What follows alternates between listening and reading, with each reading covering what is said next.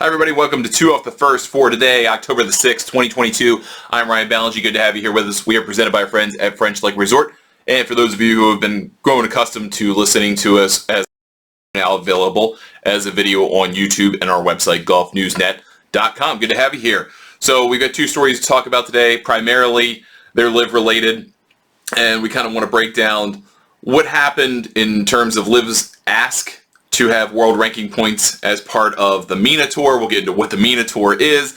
And then the second story today, so to speak, will kind of be about what the long game is here. What's kind of the point of everything that's happening related to the official World Golf Ranking. So let's kind of go back to yesterday. We didn't record a show yesterday because all of the stuff kind of went down in the morning as I was doing some errands.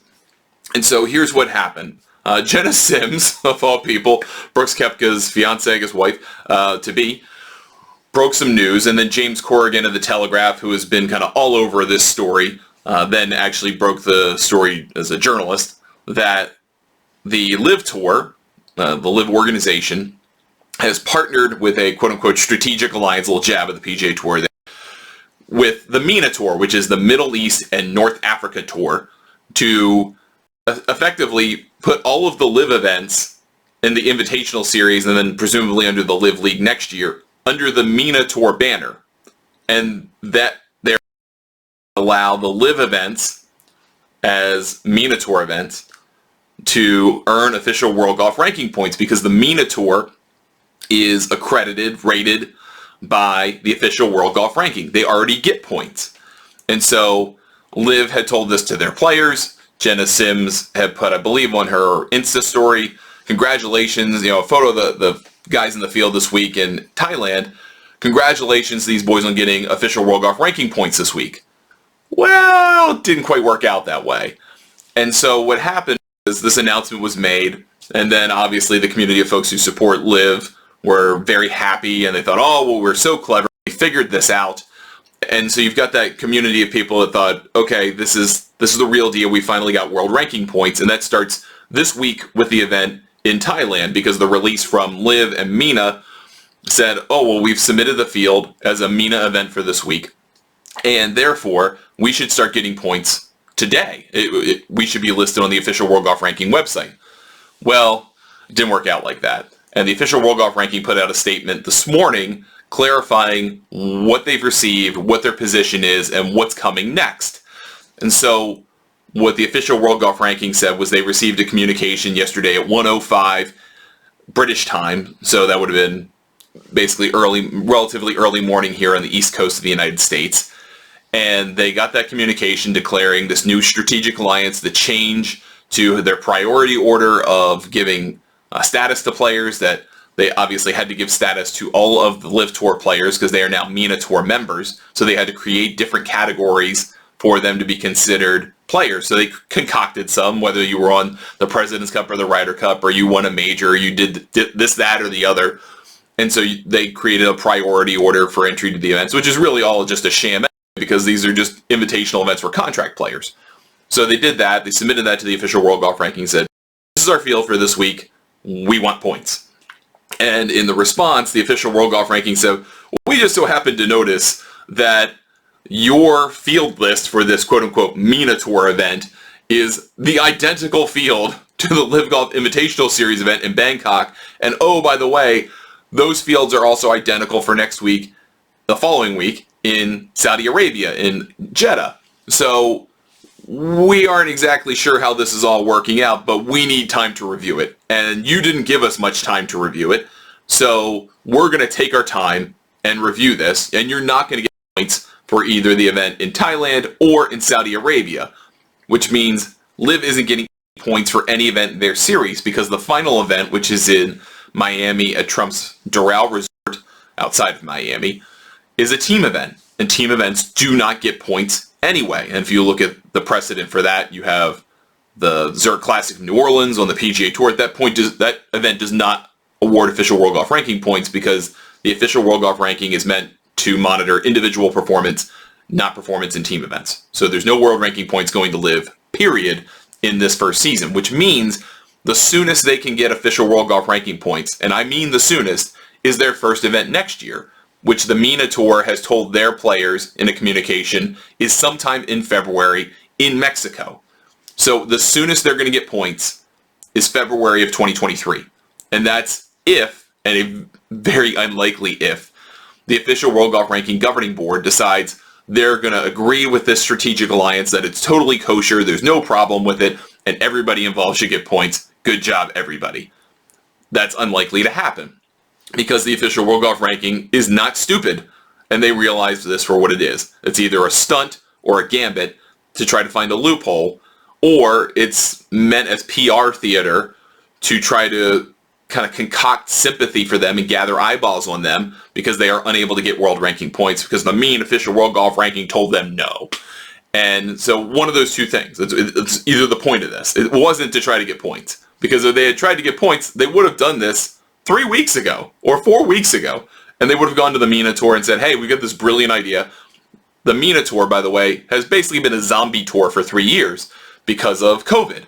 They just recently, a few months ago, finished out a handful of tournaments to end their 2020 season because those tournaments were interrupted. That schedule was interrupted by the pandemic, and they hadn't played tournaments. So they were trying to resurrect the tour for 2023 and start that anew. And the tour is fine. I mean, there's nothing wrong with the MENA Tour. It's not particularly competitive. Tristan Lawrence is probably the biggest name you've ever heard of to do something substantial on the MENA Tour other than make kind of a PR start here or there, which has happened with some European Tour players. But the MENA Tour is now kind of created this relationship.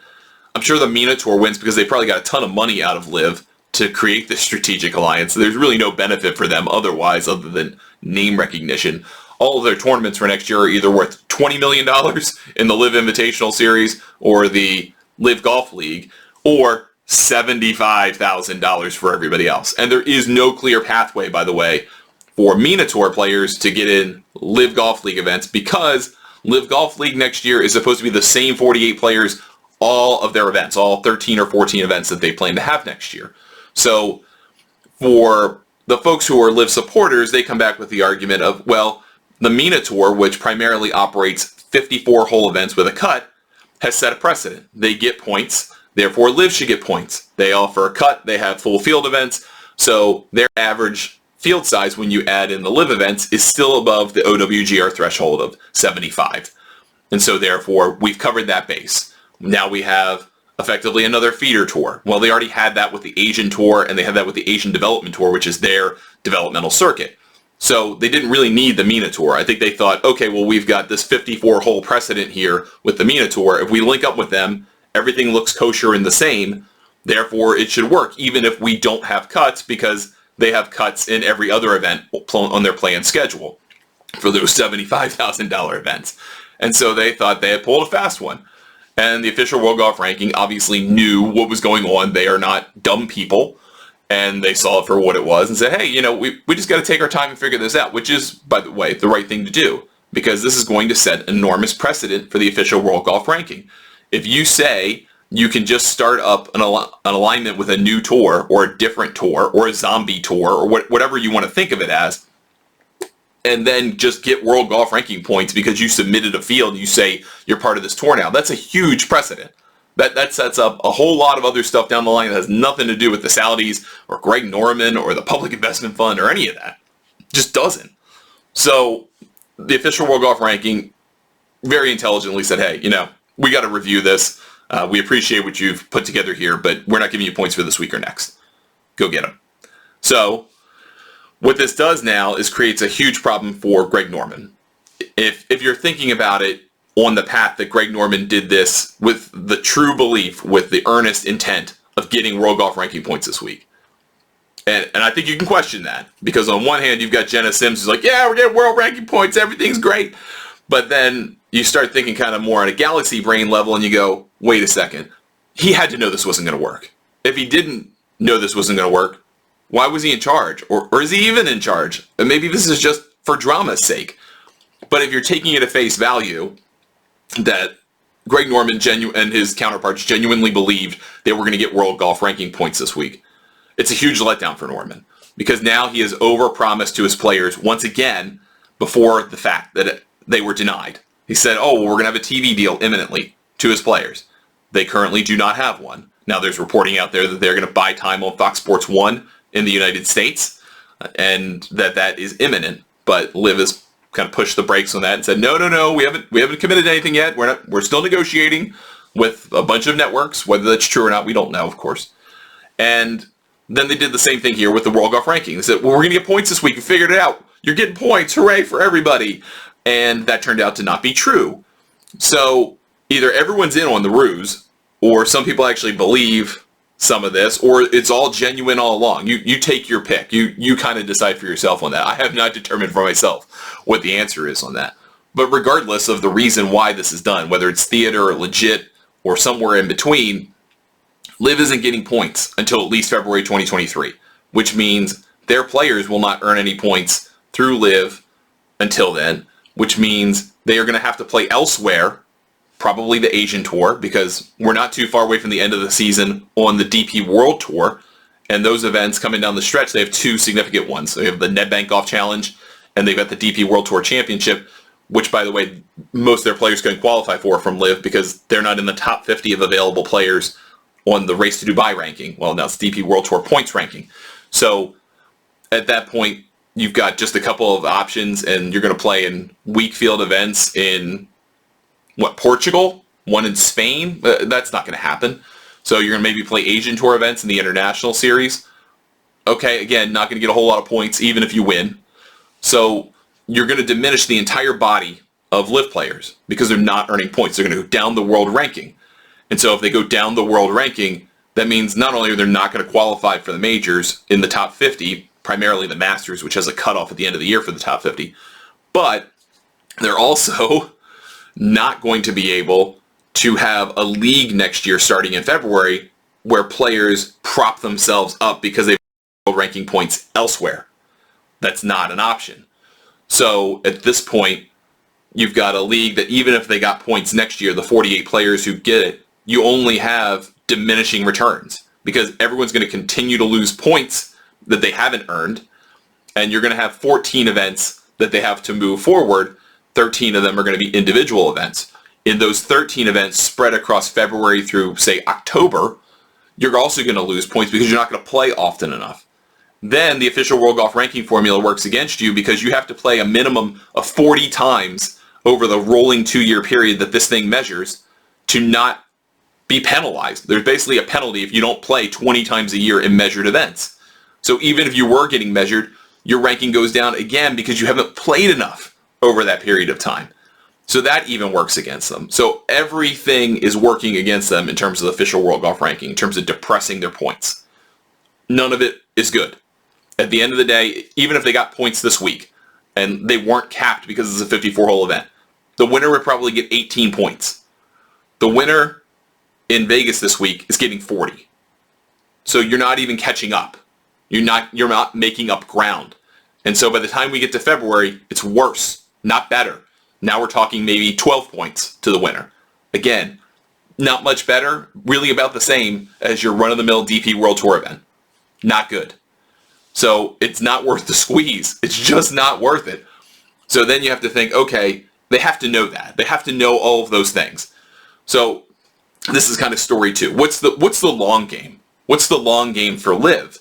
If they know they can't get points, they know the gambit probably wasn't going to work, and let's give them credit for that. Let's say they knew it wasn't going to work, and that this was all a ruse, and that they kind of lied to their players, or everyone's playing along, or whatever conspiracy theory you want to attach to it. But let's say they knew this wasn't going to work.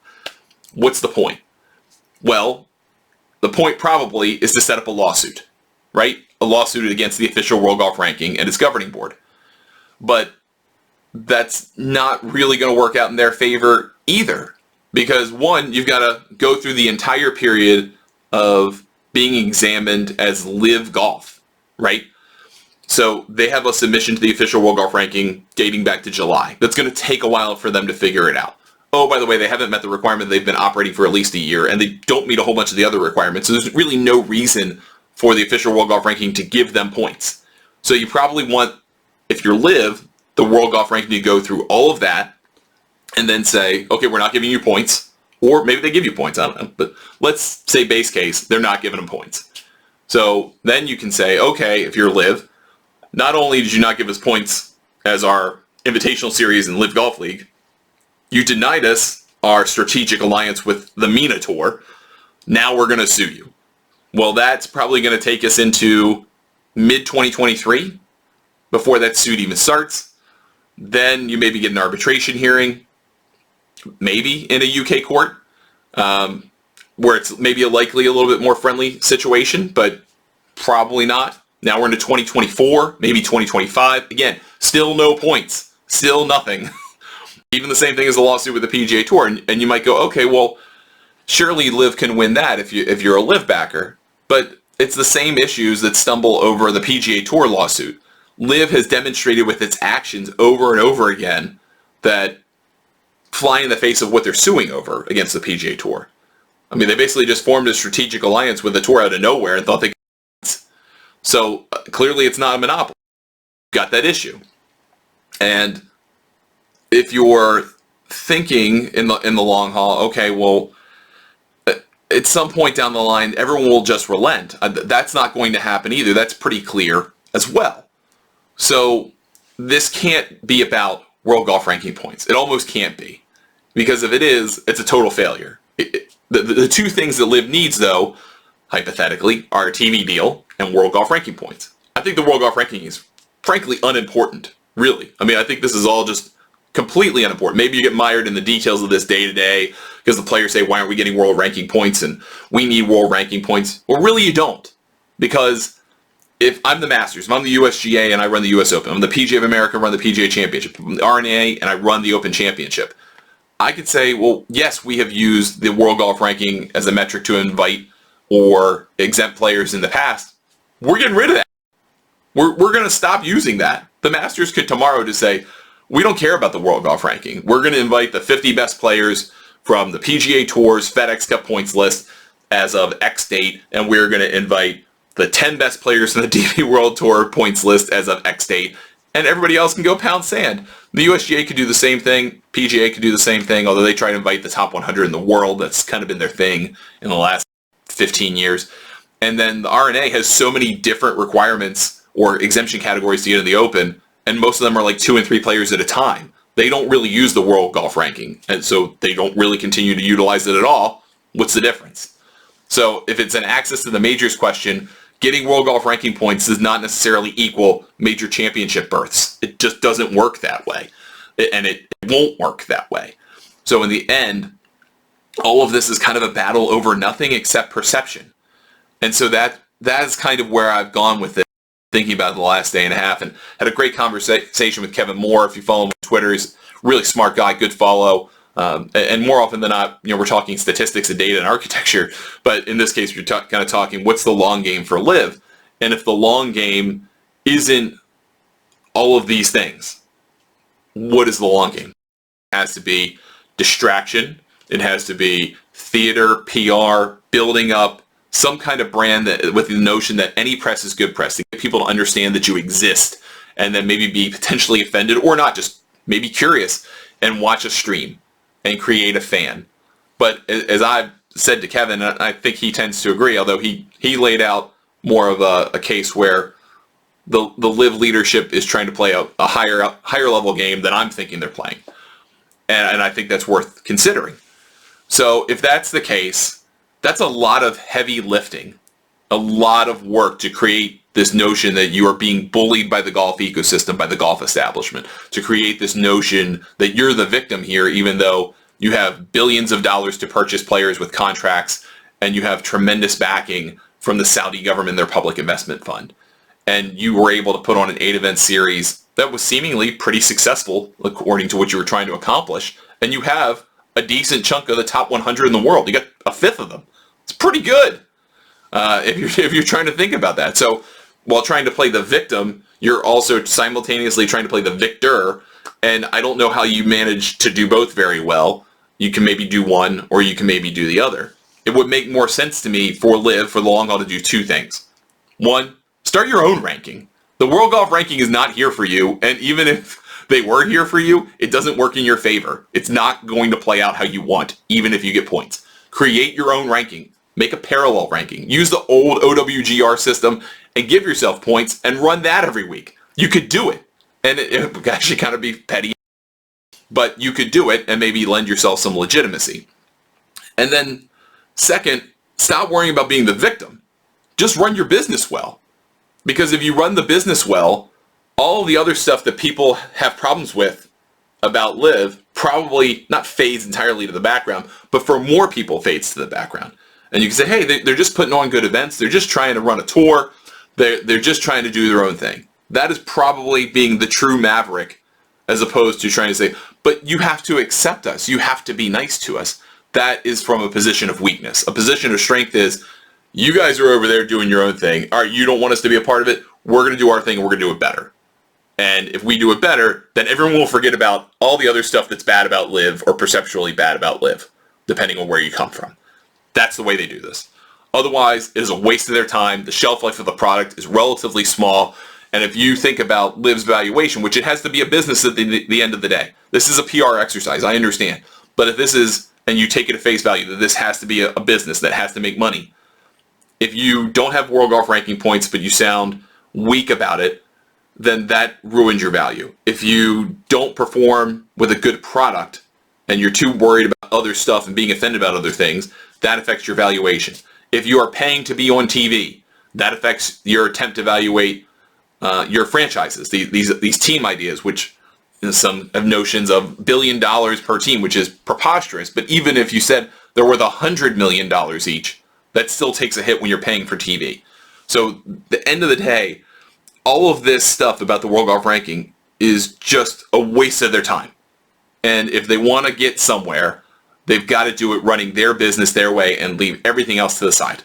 And if they did that, I think they would be better off. And that's not legal advice, but it is free advice. And that's from someone who has obviously come out in opposition to this concept and the funding sources and what they're trying to accomplish. So there you go. Anyway, that's going to do it for us today on 2 Out the First. Thank you so much for watching. I really appreciate it.